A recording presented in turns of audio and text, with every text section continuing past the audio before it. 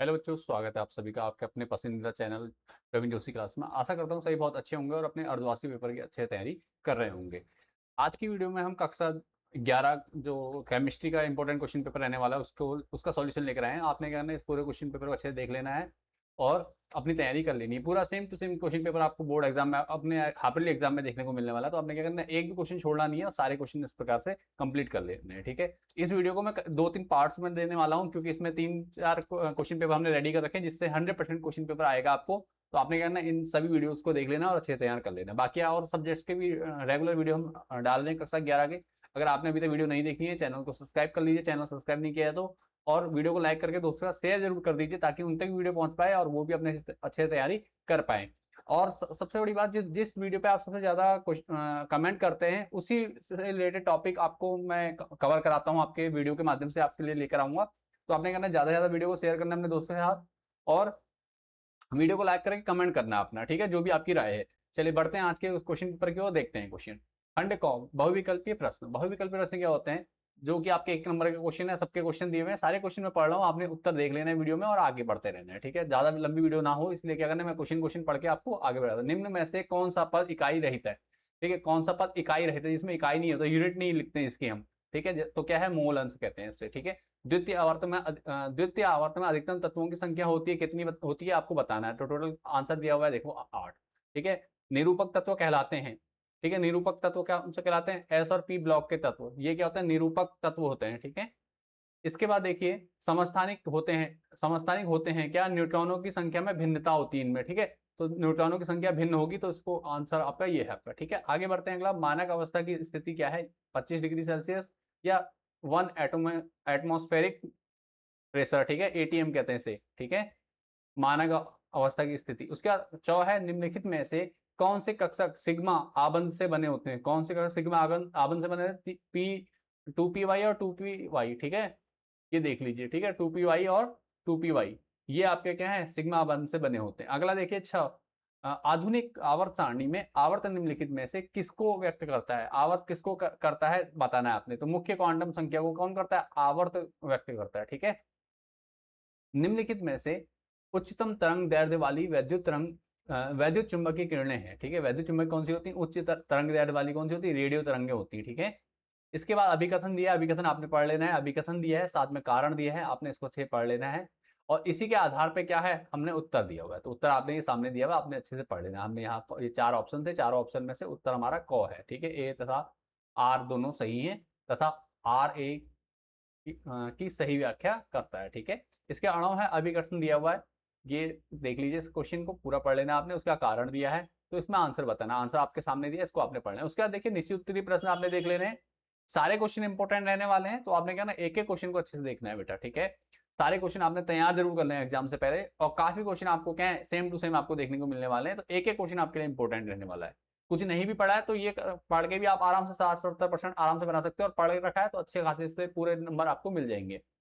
खंड ख, निश्चित उत्तरीय प्रश्न। ठीक है, तो दिया है 0.0048 का वैज्ञानिक संकेतन लिखिए। तो क्या है, 10 की घात में लिखना है तो 10 की घात 3 हो जाएगा। 4.8 और 3.3 अंक पीछे है तो 10 की घात -3 हो जाएगा। ठीक है, Thomas thermos flask dot dot प्रकार का निकाय कैसा? विलगित, आइसोलेटेड कहते हैं इसे। ठीक है, अंग्रेजी में आइसोलेटेड हुआ, हिंदी में विलगित कहते हैं। क्वेश्चन नंबर नेक्स्ट क्वेश्चन जो 4 है, डी ब्लॉक तत्वों का सामान्य इलेक्ट्रॉन विन्यास होता है, क्या होता है? ये लिया n-1 d⁻1 - 10 और ns02 0-2। ठीक है, ये होता है, आपको पता है इसके बारे में। उसके बाद वर्ग 17 के तत्वों में सर्वाधिक इलेक्ट्रॉन लब्धि किस तत्व की है? क्लोरीन की है। ठीक है, खंड गो है, अति लघुत्तरीय प्रश्न। अति लघुत्तरीय प्रश्न क्या है, ये आपके सामने है, देख लीजिए।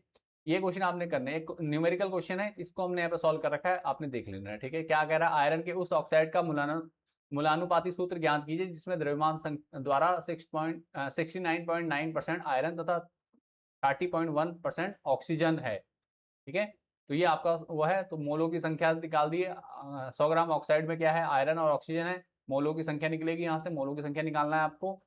इसके बाद क्या करना है, सरल गुण सरलतम अनुपात में लिखना है, अनुपात निकलेगा यहाँ से। उसके बाद क्या करना है, पूर्ण संख्या अनुपात में निकाल के आंसर आ जाएगा आपका। ठीक है, तो मूलानुपाती सूत्र क्या हो जाएगा इसका, Fe2O3 होता है इसका। ठीक है, इस प्रकार देखिए अगला, निम्न आयनों के इलेक्ट्रॉनिक विन्यास निम्नलिखित है। ठीक है, आयनों के इलेक्ट्रॉनिक विन्यास लिखना है, यहाँ लिखे हुए आपने देख लेना है। ठीक है, इसके बाद आपका एसपीडी संकेतन का प्रयोग करके निम्नलिखित क्वांटम संख्याओं वाले कक्षक के बारे में बताएं। ठीक है, n बराबर 4, l बराबर 0, n बराबर 2 और l बराबर 1 दिया है। ठीक है, तो कौन से उसमें होंगे बताना, उत्तर दे रखा है।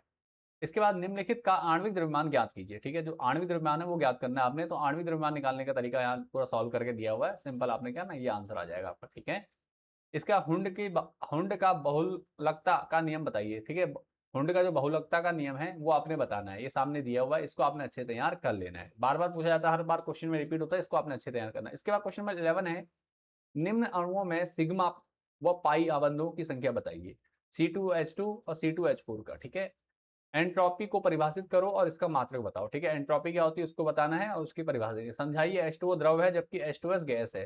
ठीक है, H2O क्या है, द्रव है, और H2S गैस है। बार बार पूछा जाता है, हर बार रिपीट होता है क्वेश्चन एग्जाम में, तो आपने क्या ना, इसको अच्छे तैयार कर लेना। इसके बाद है, अथवा में दिया है, अमोनिया में संकरण को समझाइए। जो अमोनिया में संकरण होता है उसको आपने समझाना है। ठीक है, इसका हाइजेनबर्ग का अनिश्चितता सिद्धांत ये आपको बताना है। ठीक है, जो हाइजेनबर्ग का अनिश्चितता सिद्धांत है ये आपने करना है।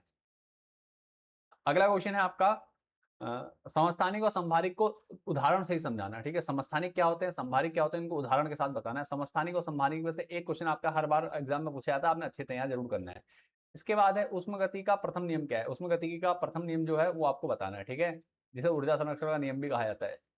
आगे देखिए, लघुत्तरीय प्रश्न, वेस्पर सिद्धांत के आधार पर निम्न यौगिकों की ज्यामिति समझाइए। ठीक है, BeCl2 और SF6। ठीक है, तो ये दिया हुआ है, इसमें आपने कर लेना है। ठीक है, मैंने थ्योरिकली दिया है, बाकी आपको एग्जाम कराओ। बाकी इनकी अगर डिटेल में अगर डायग्राम वाले फिगर चाहिए, आपको ज्यामिति चाहिए, मुझे कमेंट कर दीजिए, मैं ज्यामिति पे आधारित वीडियो भी आपको जल्दी प्रोवाइड करा दूंगा। ठीक है, प्रकाश विद्युत प्रभाव से आप क्या समझते हैं, और यहाँ आपको दिया न्यूमेरिकल वैल्यू दी 5.0 इंटू 10⁻14 हर्ट्ज आवर्ती वाले विकिरण के 1 मोल प्रोटॉन की ऊर्जा की गणना कीजिए। ठीक है, प्रकाश विद्युत प्रभाव, धातु की सतह पर एक निश्चित न्यूनतम आवृत्ति पर प्रकाश डालने पर इलेक्ट्रॉन का उत्सर्जन। ठीक है, ये सब आंसर दिया, इसको देख लेना है। उसका क्वेश्चन नंबर 18 है आपका, एक इलेक्ट्रॉन का द्रव्यमान 9.1 इंटू 10⁻31 kg है। यदि इसकी गतिज ऊर्जा 3.0 इंटू 10⁻25 जूल है, तो इसकी तरंग दैर्ध्य क्या होगी। तरंग दैर्ध्य बतानी, डी ब्रोगली समीकरण का प्रयोग करेंगे। डी ब्रोगली समीकरण ये लिखा हुआ है आपका। ठीक है, इसके बाद अगला क्वेश्चन है, क्वेश्चन नंबर 19, सम इलेक्ट्रॉनिक स्पीसीज से क्या समझते हैं। आप क्या समझते हैं, निम्न स्पीसीज को उनकी आयनिक त्रिज्या के बढ़ते हुए क्रम में व्यवस्थित कीजिए। ठीक है, दिया हुआ है Cl-, Cl और Cl+। ठीक है, ये आपने क्या अच्छे तैयार कर लेना है। अगला देखिए, सम इलेक्ट्रॉनिक स्पीसीज क्या होती है, यहाँ लिखिए, आपने पढ़ लेना है। इसका क्वेश्चन नंबर 20 है, बताइए कि निम्नलिखित में से किसकी एंट्रोपी बढ़ती या घटती है। एंट्रोपी के बारे में बताना है, एक द्रव का ठोस अवस्था में परिवर्तित होना या परिवर्तन होना।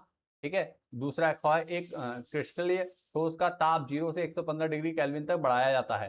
ठीक है, तो यहाँ पे एंट्रोपी बढ़ रही है, घट रही है, उसके नीचे एक समीकरण दिया है, इसमें बताना है आपको एंट्रोपी बढ़ रही है या घट रही है। ठीक है, इसका क्वेश्चन नंबर 21 है, एक तत्व जिसका परमाणु क्रमांक 20 है, उसका आवर्त सारणी में स्थान, वर्ग, आवर्त तथा ब्लॉक ज्ञात कीजिए।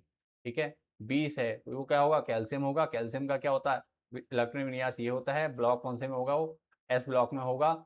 और आवर्त कौन सा रहेगा, वो चौथा आवर्त का रहेगा। ठीक है, क्योंकि ये नंबर क्या बताता है आपको, आवर्त बताता है, और यहाँ S में है, सब जगह देखो तो S में ही आएगा आपका। ठीक है, इसके बाद देखो, वर्ग कौन सा हो गया, वर्ग रह गया 2, क्योंकि S और P 2 है। ठीक है, इस प्रकार से। बाकी आपको ज्यादा जानकारी चाहिए तो आप मुझे कमेंट कीजिए, मैं डिटेल में एक बार समझा दूंगा ये सारी चीजें।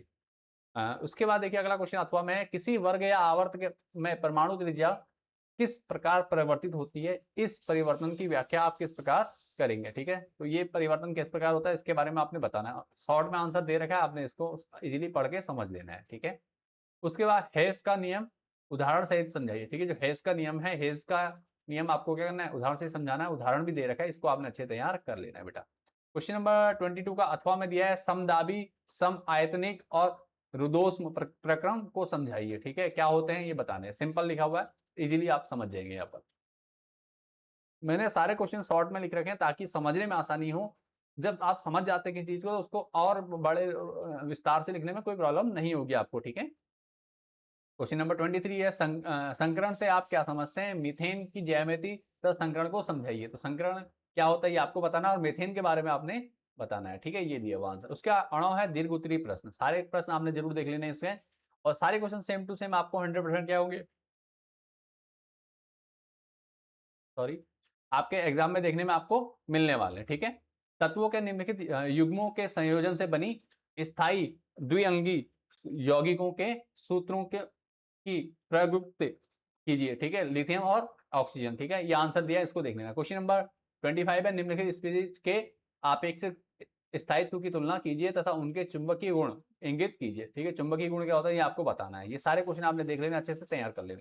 किसी में भी कोई डाउट रखता है आप कमेंट कर देंगे मुझे, तो मैं उसमें एक डिटेल वीडियो उस क्वेश्चन के लिए डिटेल एक्सप्लेनेशन वीडियो बना दूंगा, ठीक है। 26 है, गद्यांश पे आधारित, गद्यांश दिया हुआ उसके आधार पे करना है, तो क्वेश्चन देख लीजिए और सारे आंसर आपको यहाँ पे दिए गए हैं, ठीक है। उम्मीद करता हूँ वीडियो पसंद आई होगी। वीडियो पसंद आई, वीडियो को लाइक कर दो, दोस्तों को शेयर कर दो। कुछ भी सीखने को मिला वीडियो से तो लाइक करके कमेंट जरूर करो कि हाँ आपको कुछ सीखने को मिला, और दोस्तों का शेयर कर दो। पहली बार चैनल पे आए, चैनल को सपोर्ट करो, और आपसे उम्मीद है आप चैनल को सपोर्ट करेंगे। आपका एक लाइक और सब्सक्राइब, एक कमेंट हमें मोटिवेट रखता है कि और इस प्रकार का डेली क्वालिटी कंटेंट लेकर आ सके और आपके एग्जाम में आपकी हेल्प कर सके, ठीक है। तो चलिए मिलते हैं नेक्स्ट वीडियो में। Thanks for watching this video. अर्धवार्षिक के एग्जाम के लिए आपको ढेर सारी शुभकामनाएं। आपका पेपर बहुत अच्छे से जाने वाला है, आपने करना है इस वीडियो को पूरा देख लेना है। बाकी इसका पीडीएफ, इस क्वेश्चन पेपर का पीडीएफ आपको टेलीग्राम चैनल पर मिल जाएगा, टेलीग्राम चैनल से जरूर जुड़िए।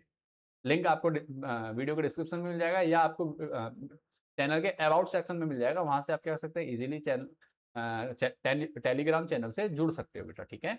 चलिए मिलते हैं नेक्स्ट वीडियो में। Thanks for watching this video.